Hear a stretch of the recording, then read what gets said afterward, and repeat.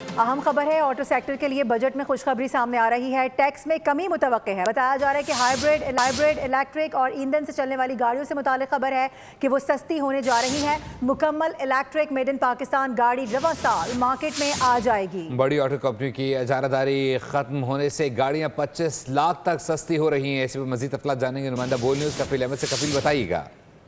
देखिए, engineering development board के CEO हैं हम्माद मंसूर। उन्होंने जो है एक इफ्तार के दौरान साथ में जो गुफ्तगू की कराची में, और उनका कहना ये था कि बड़ी खुशखबरी है और टैक्स की कमी जो है वो मुतवक्का जाहिर की जा रही है। उन्होंने कहा कि हाइब्रिड, इलेक्ट्रिक और ईंधन से चलने वाली तमाम गाड़ी आइंदा बजट में जो है वो सस्ती होंगी और बड़ी ऑटो कंपनी की जो इजारादारी है वो खत्म होने जा रही है। जबकि उनका ये भी दावा है कि जो गाड़ियां हैं 25 लाख रुपए तक उसमें जो है वो कमी वाकई हो सकती है।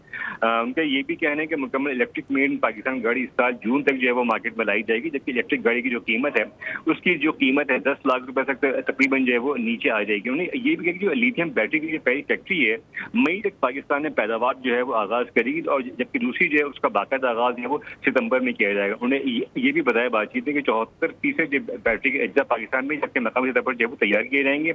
और उनका ये भी कहना है कि इलेक्ट्रिक गाड़ियां एक चार्ज पर 180 किलोमीटर जो है वो पे की चलेंगी, जबकि गाड़ियों की जो चार्जिंग है वो 1200 किलोमीटर तक जो है वो रिकॉर्ड की जाएगी। जबकि इस्लामाबाद से बहुत शुक्रिया कफील अपडेट करने के लिए।